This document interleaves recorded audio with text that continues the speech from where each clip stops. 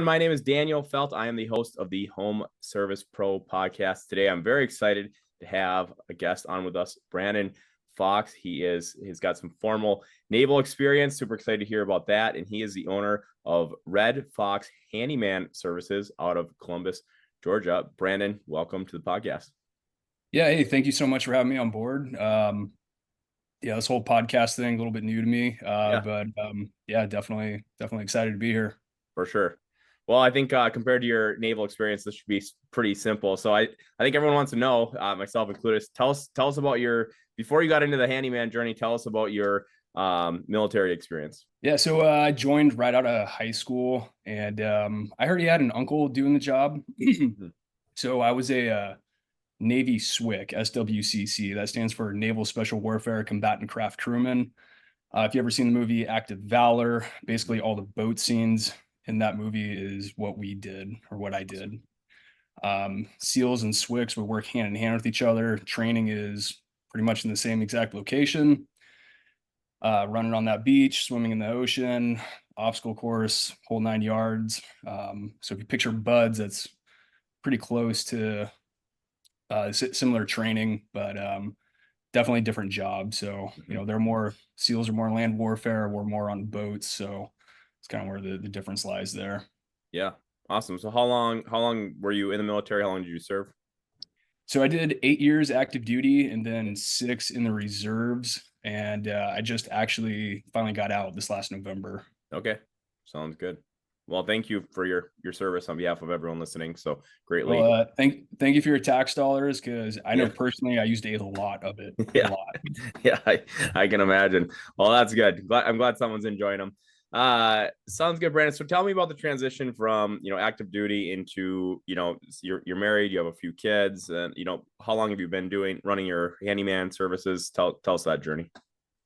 It was it's kind of an interesting one. I kind of fell into this line of work. So I initially got off active duty roughly 6 years ago, and at the time I was dating my now wife, and she's actually active duty as well. So she's on the Army side of the house. So Army Navy football game, definitely heated weekend there. Yeah, I bet. Yeah, so basically I became the dependent. Now I get to follow her around. So I got out. She was stationed in Tacoma, Washington. I was down in San Diego. So, from south go up north. And the idea was, when I first got out, to go into firefighting. That was something I had done in high school and as like a junior firefighter. And then realized, hey, if I'm gonna be moving around every 2 to 3 years, like this is just not gonna work. It takes that long just to even remotely get onto a fire department. Sure. So anyways, moved up to Washington. 2 months into that journey, the wife's like, hey, I got orders, we're moving to Maryland. Like, all right, here we go. Yeah, right. So we moved to Maryland, and through a friend of a friend, I ended up picking up a job for a local handyman company. Okay. And honestly, it was just a really good fit for me. I've always been hands-on with tools and stuff like that, wood shop and high school and stuff like that. As far as my naval experience, bring that, not so much the hands-on, home improvement aspect, but the mental capacity of, I don't know what this is all about, but I can definitely figure it out. Mm-hmm. So, anyways, I was in Maryland we were there for 2 years. And after working for that company for 6 months, I'm like, hey, I'm just going to go and do this on my own, because, you got to share. It's like a 50-50 spread with them. So they give you the job or the list of jobs literally the night before. You got to go pick up all your materials in the morning, go to all the jobs, knock them out. And then at the end of the week, bring them all the checks. Basically they're just doing the estimating, and you're subbing all the work. So learned a bit from it, and basically it's like, I'm gonna go do this on my own. And in Maryland, to legally even paint a wall, you have to be a licensed contractor. Okay. So for all the veterans out there, if you want an easy way of getting a contractor's license, you need to move to Maryland. It's because they have a military clause that applicable military jobs will suffice for work experience to get your contractor's license. There you go. I didn't really have a applicable job, but the lady, making $20 an hour at best, going over these resumes or applications for the licensing, they're not going to care that much. So Sure. that basically got me my first contractor's license, and I was off and running. Maryland was really treating me good. We were right next to Walter Reed, which is Mhm. just north of DC in that Mhm. area. And the majority of the time, the furthest commute I had was to Home Depot, which was 10 minutes away. I would say about Sure. 90% of the jobs I could honestly walk to. It was that neighborhood, loved them. Yeah. So yeah, that was kind of step one. From there, we moved to El Paso, Texas. We were only there for a year, and that was uh, I didn't put a whole lot of effort into the business because we were only going to be there for a year. And Mhm. on top of that, I was having bad back problems. And if you ever Okay. meet anyone who's a prior Navy SWIC, we all have back problems. Very high impact on small, medium-sized boats. Sure. So, anyways, ended up having back surgery there, and then moved to Columbus, Georgia. Been here for 3 years. We got one more year here until we move again, and Okay. it's kind of where I'm at. Yeah. So you have something that's really interesting because you're relocating and you're very strictly in the service based industry. So you're overcoming most companies' largest challenge, which is to get the word out of your company as quickly as possible. So I'm interested when you were in Washington D.C., just north there, and you were servicing a very small area. How are those people hearing about you? Is it all word of mouth? Were you using like social media, like Facebook groups? Like how did the word spread so quick that you were able to keep your all of your work in such a small square footage area? I owe it all to my neighbors on Edgefield. That Mm. road where I lived, those neighbors, everyone was outside hanging out, Yeah. and it was wonderful. The community Okay. was great. There was this email kind of service that the community had called Listserv, Okay. and everyone was on it. And my neighbors just blasted my name for Mhm. for there. And for the first like 5 to 10 clients I had, I was like, hey, the best thing you could possibly do, way better than a tip, is just write, put my name out on the listserv. And Yep. eventually, when I got to like the 10th person, they're like, I don't need to. Your name's already on there enough. Like, Yeah. Right. Yeah. so yeah, it was all word of mouth. I didn't have to do any advertising there. I really lucked out. Yeah. So that's listserv. So if people don't know what that is, tell us what is listserv? Is it like Facebook? Is it like Nextdoor? What's listserv? It was literally just a like email chat group Okay. essentially. I'm yet to find the same thing anywhere else. Sure. So Yeah. Okay. Got it. Sounds good. So when you're moving, so now now you're in when you were in Fort Worth, what you were only there for a year. Did you even put a big effort into growing the business, or was it like you just kind of were did more like a stay-at-home dad spot while you're down there because you knew you were only gonna be there for a year? yeah, I didn't have kids then yet. Okay. We had kids, oldest or we had twins to start off with. They're Got it. 2.5 now. So when I was in El Paso, I put a little bit of effort, and that's when I started doing some like Facebook marketing, Okay. reaching out to some realtors and stuff like that. I think realtors are great to kind of get your feet off the ground. Yep. And after that, you need to, hey, let's I need to part ways. Yep. So excuse me. Yeah, the interesting thing with realtors, like sometimes they're great and sometimes they're not. Like you get in with the right realtor and you can have a really great relationship with them. I think for almost everyone in the trades, that's like the right realtor is really awesome. And sometimes you get in with the wrong one and they're like, hey, we're closing today and I need you to come, fix this issue. Otherwise, it's the house isn't gonna close and it's all dependent on you. And it's like, okay, well, you've been wanting to close on this house for like 60 days. I mean, come on, like why are you calling me today? So it's I think it's easy for us to talk in the service industry, like clump realtors into one lump sum. And I found that like some are really, really awesome to work with. And I would take a million of them. And some of them I'm like, I wish I never met you because you make my life hell. Like I don't even want to work with you because you put so much stress on my business just because you're not organized. So I hear you. Yeah. Sometimes a lot of times it's like an ADD/squirrel type realtor where it's like, I need this right now. And it's like, I can't drop everything. Like I'm booked out 2 weeks, or something like that. So I hear there on the realtor side. Yeah, my biggest gripe with realtors, and this was kind of like buying the house I'm in now, was on the, you always have that repair sheet, or, Mm-hmm. hey, these are things I want to get fixed before I move in. Mm-hmm. And realtors love to put on there, such and such task to be completed by a licensed contractor, Yep. which you do your homework, you're no way, no Right. way are you going to get a licensed contractor to go out there within a day or Mm-hmm. two to repair a door, Right. So that was one big gripe. And then yeah, same thing is like, hey, we need it done tomorrow. And I don't want to pay you all that much. Yeah. Right. Yeah, good luck. Yeah. Can you do it for $75?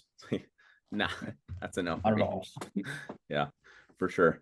So where you're at right now, how's that going building business? Are you still using the Facebook, the realtor strategy? Like what else are you doing from a networking standpoint? So when I got out here, hit Facebook hard. Mm-hmm. Um, first off, yeah, Facebook, realtors, and then that picked me up enough business to stay busy or to be booked out for about a month at a time. Okay. And then I finally it took about 8 months to get my second contractor's license, or my contractor's license for Georgia. That one was Sure. man, what a pain that was. Yep. So once I got that, then I can, start doing bigger jobs above $2,500, which is the limit here. I've always tried to play by the books and by the state laws as best as possible. Right. And, I don't want to have any kind of legal issues down the road. So I Yep. always play by the ball. Um, so yeah, Facebook, realtors, and then, Nextdoor. Nextdoor was really big out here. I kind of had some issues with Nextdoor when I was in Maryland. It seemed like just everyone and their sister was on there. Mm-hmm. Out here, seems like the people, they can kind of go through the riffraff of, someone said, puts a post, hey, I'm looking for someone to fix this, you know, call me, here's the number, like basically all these really it if you're responding to something like that on Nextdoor, take a second to write a nice message like, Mm-hmm. "Hey, name, insert name. My name is Brandon Fox. I'm the owner of Red Fox Handyman Services. I'd love the opportunity to do that." And that little bit right there goes so far, and it's Mm-hmm. ridiculous how people pass that up. Right. So, anyways, that worked out pretty well. I eventually picked up a crew of like 2 or 3 guys, and then at that point, I actually pulled out a radio advertisement, Mm. and that actually got the phone ringing quite a bit. Okay. That got a lot of business coming in, and I would say of that business coming in, about 25 to 50% of it were, tire kickers, Yep. just trying to get a quote. And what was interesting about that is it forced me into a position to, hey, I need to figure out how to get rid of the tire kickers who have no idea of, the time it takes or is involved of answering the phone, scheduling an appointment with you, going out to take a look at everything, type up an estimate, send it to you, just for you to say, okay, thank you. I just want an idea of, how much it was going to cost. Right. So started implementing some other strategies in there to get rid of all that. Yeah. So tell me more. Like, what are those strategies? Like, what did you do? I think that's a problem that almost everyone in the home service industry, if you haven't gotten over it, you have it currently. What are some things that you did to get through that? Yeah, first problem is, hey, write up. This is what I did. I wrote up on a whiteboard. Hey, this is how the process begins from the initial phone call all the way to me completing the job. Yeah. And I looked at it and I'm like, how do I get rid of a lot of this? Right? I need to delete stuff, make this faster. And so I started researching and came across the good old contractor fight club on Facebook and the Shin Fu method. And I didn't copy it verbatim, but pick and pull the parts you need. And basically it's the biggest takeaway I got from that method was, I'm not going out to your house until I'm basically giving you a price over the phone. You want a free estimate? Here's one over the phone. I need you, the homeowner, to supply me with some pictures, maybe some Yep. rough measurements, doesn't have to be spot on, and a rough idea of what you wanted. If Right. you can provide me that, I can give you an estimate over the phone. And if you like what you're hearing, then I have a $200 minimum. Hmm. Or I'm sorry, I do have a $200 minimum, but I had a $100 basically in-person inspection. And if the bid is accepted, then the $100 goes towards the total. Sure. So basically getting them to put their money where their mouth is if they're really serious about moving forward. Yeah. Like to be slightly involved in the process. Yeah. Get them like, yeah, a couple of pictures, couple tape measures. Now they're somewhat invested in the process. So yeah. Yeah, the other issue I ran into, which was really like why I really had to implement this, was a lot of people they wanted um, estimates from a actual licensed contractor, right, who's willing to do these kind of smaller jobs, Yep. so they could submit that to like buying or selling their house Sure. to get that price reduced, right? So they're using Sure. me and my time for a piece of paper, and it's like, no, I'm over this, man. This ain't happening. Right. Yeah. Most definitely. So where are you at today? That's kind of all the steps getting to, you mentioned you had brought on a few people at some point. Like what does it look like today? What does Red Fox look like today? How many people are you working with? So right now I'm just back down to myself. Okay. Yeah. So a couple things happened. We had 2.5 years ago, we had twins pop out, and Yep. then 2 months ago, we had another girl pop out. Yep. So luckily, me and my wife were in a good financial situation, and I don't have any real obligations right now. So we basically took off this whole summer, Sure. and we're just focusing on the home life. And Yep. to me, I think that's like just as important as growing a big business, right? For sure. I'd love to grow it more and be able to leave something behind, but for me, it's not really realistic. I got 3 years to essentially get a whole business going before I know I'm going to be moving. Yeah. So, yeah, I'm basically on the kind of tail end of everything, and we're going to be moving in less than a year. So Sure. right now I'm just kind of cruising, and then hopefully the next spot where we go is somewhere where we can stay for an extended period of time, extended period of time, more than 3 years. Right. And let me get some water in me. Yeah. So I I do think that's very interesting. Like your challenge, you have such a unique challenge of having to relocate because of your military lifestyle and being a military spouse.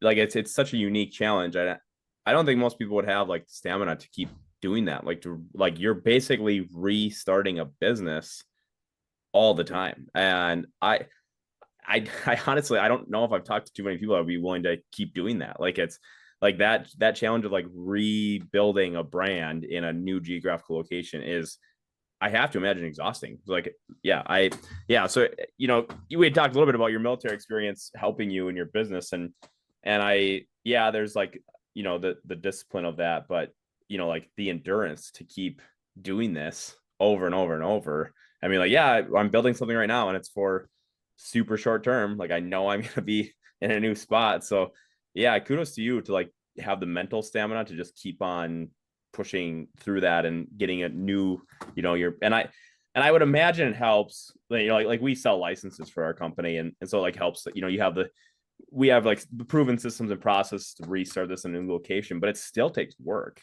It still takes a bunch of energy to get that going. So kudos to you to like keep that stamina going of like, hey, here we go again, like let's go. So yeah, that's awesome. Yeah, thank you. Yeah, it definitely sucks, man. There is Mhm. no easy way around it. But Right.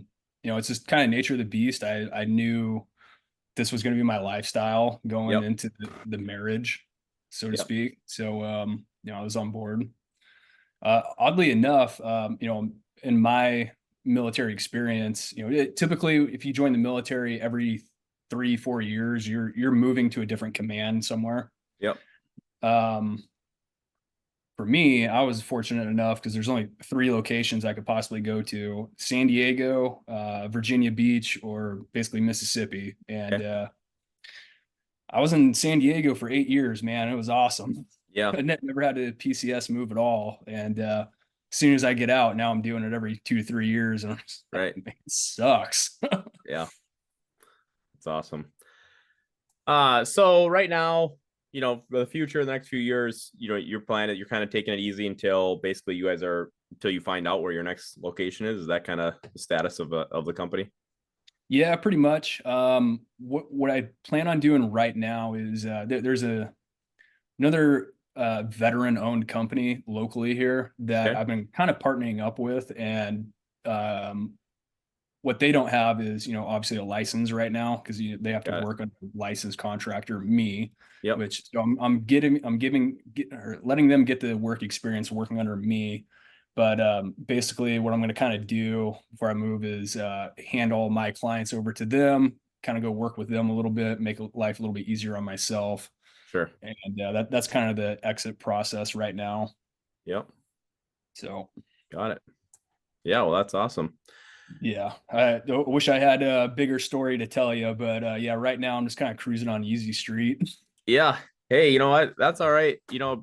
Brand, I talked to a lot of people across the country. I'm super fortunate in this position. It's kind of selfishly, it's really fun to interview people and ask them questions about how things are going. And at this time, we're recording this podcast in the middle of the summer of 2024, and it's like being up an election year. I think historically, it's kind of like in the home service industry, things kind of stale, like they stale out. Like it's just kind of like blah, like nothing is really exciting happen, and people are, I don't know, like concerned about what's going to happen, whether whoever you're voting for, and like whoever ends up being president. But somehow everything always ends up being just fine, whoever gets voted in.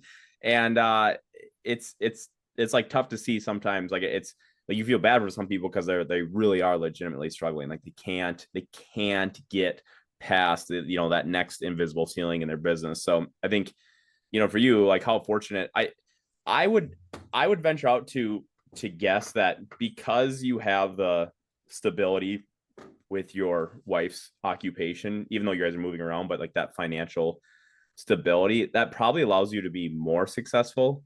Because like if you were relying, as a father of three, if you have three kids and your wife were depending on you and you were moving out, around all the time, it would probably be less successful, your business, because you'd have so much stress. But when you can just focus on the next job and it's okay if you don't get it, that alone is probably like you probably are a way better business owner just because you don't have that financial stress on your business. Like, yeah, if we get this job, great. I'm going to make X amount of dollars, but if I don't, it's totally fine. We're still going to eat dinner on Friday night, not a big deal. So that's probably, I would venture to guess. And for a lot of people that don't have financial stability, that's taking up like 50, 60, 70% of your stress mentally, because you're worried about making rent or your mortgage or whatever it is, the car payment on at the end of the month. And it just sucks so much energy away from you to be able to run your business. So yeah, seems like for you, Brandon, taking systems and processes from your military experience, that stamina, that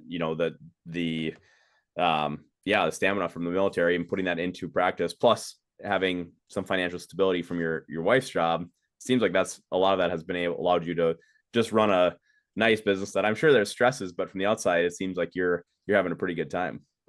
Yeah, yeah. I'm definitely fortunate that my we're financially set to where we can take off, or at least I can take off an entire summer. Yeah. Still paying myself, from the company to, Yep.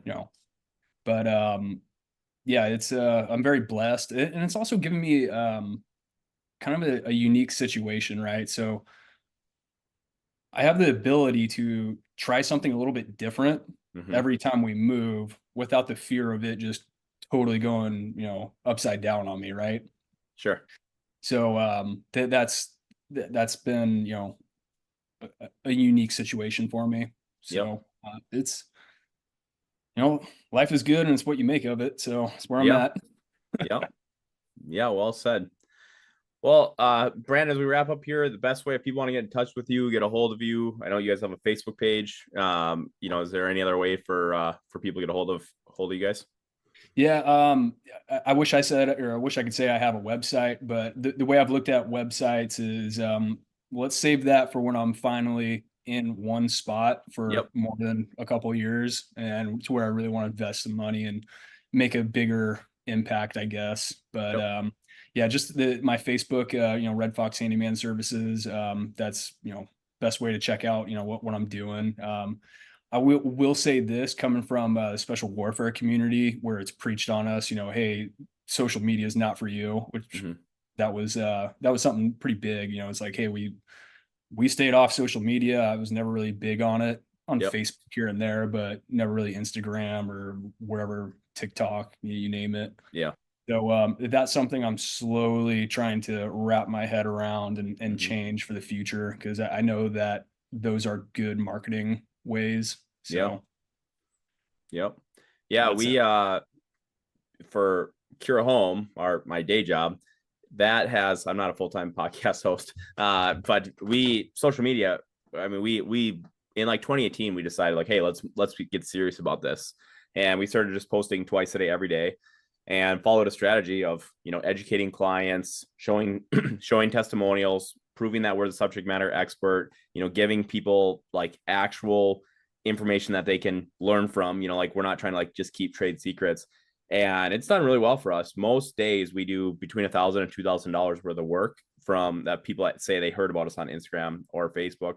We started running a little bit of a few ads, but those are people that are running, like coming to us organically. Like, yeah, we followed you on Instagram for 6 months, and you've told us that we should have our dry rent cleaned once a year, and it's time for us to have that done. So yeah, we actually started a social media management company because it's worked so well for us at Cura Home. So if you're wanting tips and pointers, Brandon, offline, I'm happy to tell you everything that we're following, because it's once you get a system and process in place, social media isn't that difficult. But where we've found it to be almost be most successful is engagement.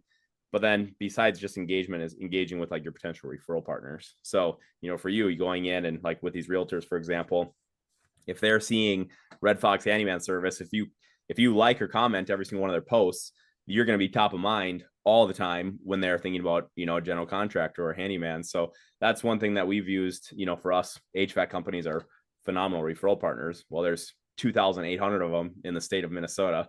So we picked about 80 of them that are active on social media, and we support them on social media. So we're there. And the psychological, the psychological side behind that, like when you're supporting people, they're like, hey, like what can we do for you? You guys are doing so much for us. And it's like, we're not doing too much. Like we're just saying like, hey, great job on this review, or nice job on this post.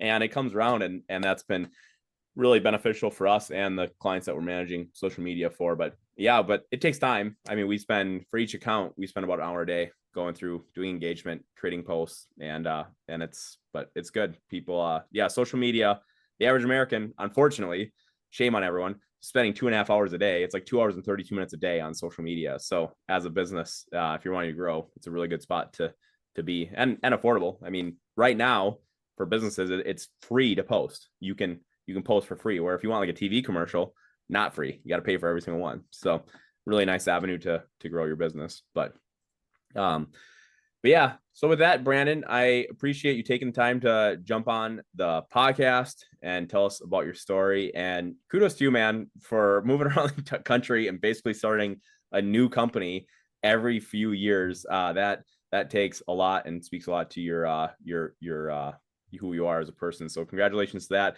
Like Brandon said, you can find these guys on Facebook at Red Fox Handyman Services. And my name is Daniel Felt. I'm the host of the Home Service Pro podcast. Thank you for listening in.